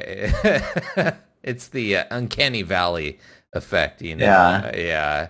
But the card itself is super good, I think. This is probably one of my favorite, because it plays into Feather, which is one of my disgusting favorite archetypes. I love brewing around. Every set, I'm like, can I pull this into Feather? So I've seen a lot of stuff that can fit into it in this set. So no, I love it. I think this card's sweet. It was on my list. I had a top 10 list, and this was definitely there. There's so many. There's so many that I love in this set, but yeah, this one's definitely one of the tops. So as far as rating, this is the last thing we'll say before we move on. What do you think as far as power level? Do you think this, not counting the Mystical Archive, obviously, what do you think is power level as far as power level for the set? I don't think it's on Eldraine level, but I do think it is probably one of the more powerful sets we've seen in a while. It's for historic. I don't know how this is going to affect standard. I don't know if it's going to affect standard a lot, but I think it is going to significantly affect historic. But I mean, of course, we're getting the Mystical Archive along with it, which is going to, this plays into the archive. So yeah, absolutely. So I mean, and that's what we're talking about here is historic. So I think this is going to be one of the most significant sets ever to drop in historic because of that, because of the archive. So I think they play for now. Yeah. Yeah. What do you think? I think, the last podcast we had, we talked about the mechanics, and I think Magecraft is probably the most single powerful mechanic to enter historic, as like a mechanic that is like, we have a Phyrexian mana card. We have we have all these random cards that were added into historic. We don't have a full-blown mechanic like Magecraft yet. And I think it's going to be really good. And I don't think the set is as good as Eldraine, but I think Magecraft is better than any mechanic. I think it's better than Adventure. It's just the cards aren't as powerful. So I think it's going to make an impact for sure. And I really like it. Yeah. Good. And Mystical Archive fits perfect with it. That's what's so crazy. They did a really good job with that. Yeah, I think they did. It's hard to give Wizards kudos, but this is one of those times. But they always had to sour it, right? Where they made everything like mythic and rare and stuff from like, they're like, this common is now a rare. You're like, wait a second. Oh, you had to fuck it up somehow, right? Like you took something that was super sweet and you made it sour. Thank you. Yeah. But yeah. Agreed. Love it. Love it / Well, hate it. Yeah. With that, we are finally done with our fucking second main phase. My God, this is a long-ass podcast. But you know what? Our longest. We took a week off, and a lot of stuff happened. So we'll go into our end step. And that is anything else we want to talk about outside of the world of Magic, which I feel like it's been so long. Do you want to skip it? I mean, yeah, this has been a long one. I don't think we should get into it. Yeah, we'll do it next week. Okay. Then we'll go into our cleanup, which is our social media promos, which if you have been watching it for a while, it'll just pop up everywhere. You can find us basically at the Mana Dorks or Mana Rant on anything. And then finally is our discard. Oh. Yeah. Are you ready for this? Yeah. So our discard is where we pound our drinks like idiots. One of us had a bad idea one time to do this, and we've continued to and we've continued to do this every podcast where we finish our beer. Luckily, I finished all my whiskey, so all I have left is this Truly, which I will pound. So, yeah. Cheers, my friend, and everybody out there. Yeah, thank you for watching. See y'all. Peace out. Bye.